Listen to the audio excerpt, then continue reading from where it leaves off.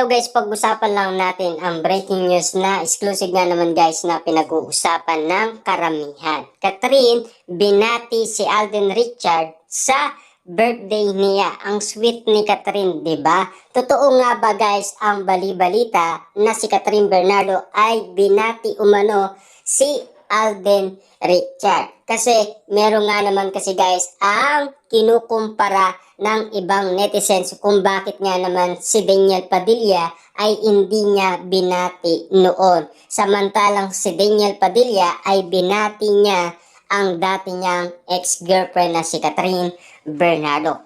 Bakit ngayon guys ay si Alden Richard ay binati niya sa kanyang kaarawan? At siyempre, baliw na nga naman kasi guys ang mga netizens patungkol umano sa mga kumakalat na issue patungkol umano sa kaarawan umano ni Alden Richard. Lalo na kasi guys, 'di ba? Si Alden Richard ay nasa kaarawan noon ni Catherine Bernardo dahil invited nga naman siya.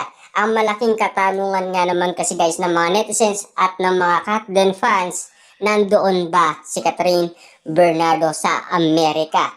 Pinuntahan nga ba niya si Alden Richard? Yan kasi guys ang inahanap nilang ayuda or binati man lang sana si Alden Richard sa kanyang kaarawan. Grabe nga naman kasi guys dahil alam naman natin nagchat-chat sila sa isa't isa at nakapollow sila sa isa't isa. Yan kasi guys sapat na para sa atin dahil alam naman natin guys, sigurado tayo na binati yan ni Catherine Bernardo. Kasi alam naman natin guys na uli na si Alden Richard na chinachat umano si Catherine Bernardo. Noong si Catherine Bernardo ay nasa Bangkok, Thailand kasama ang glam team at nilibre niya nga naman kasi ang kanyang mga team. Grabe nga naman kasi guys dahil ang mga inala ng mga netizens at ng mga iba talagang sigurado sila na binati nga naman kasi ni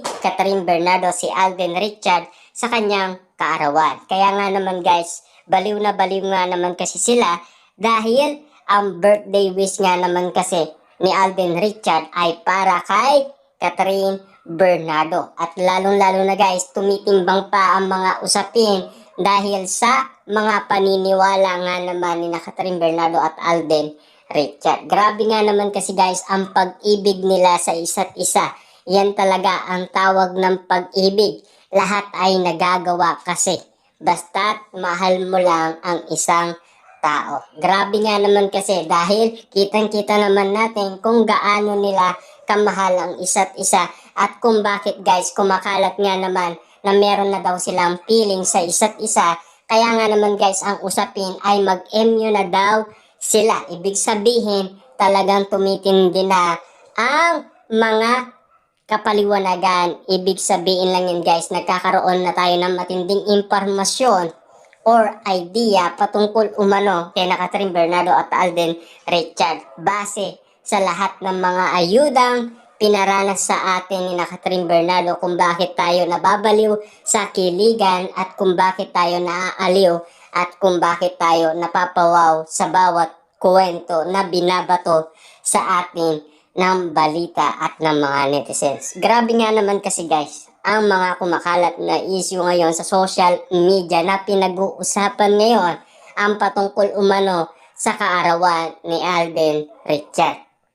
Kasi alam naman natin guys no, ang mga usapin ngayon talaga ay kabaliwan na ng mga netizens. Grabe nga naman kasi guys ang inala nila at paniniwala nila na talagang binati daw ni Catherine Bernardo si Alden Richard. Na alam naman natin guys, siyempre totoo yan kasi alam naman natin nagchat-chat na sila, 'di ba? At lalong-lalo na guys, sinasabi nga naman kasi ni Christopher Min noon na nagtetela babad na sila.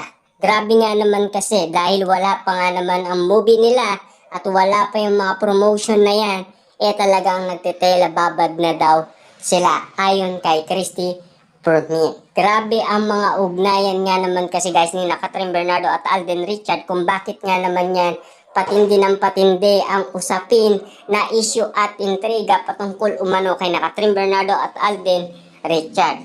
siyempre, ang mga pinakita nga naman kasi nilang mga ayuda ay sobrang sweet nga naman at sobrang lambing at napaka-romantic nga naman. Parang teleserye nga naman kasi ang mga kumakalat nga naman na issue kina Catherine Bernardo at Alden Richard. Ang inala pa nga naman kasi nila dahil ang usapin magjowa daw na si kina Catherine Bernardo at Alden Richard pang social media lang daw. Ayon sa mga haters ni na Alden Richard at Catherine Bernardo.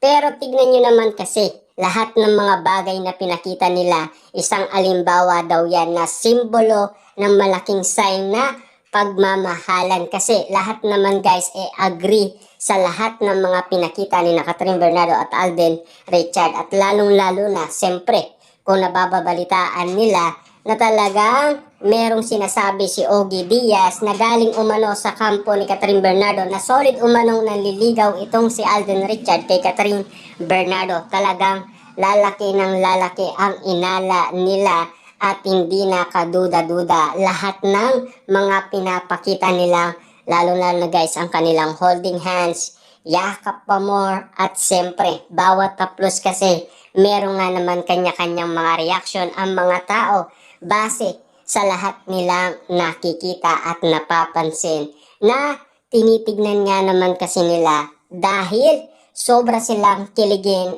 at tinatamaan nga naman kasi guys lahat ng mga tao. Tulad na lang guys ni Mami Min Bernardo at Direk Cathy MJ Felipe, lalong-lalo na ang mga celebrity.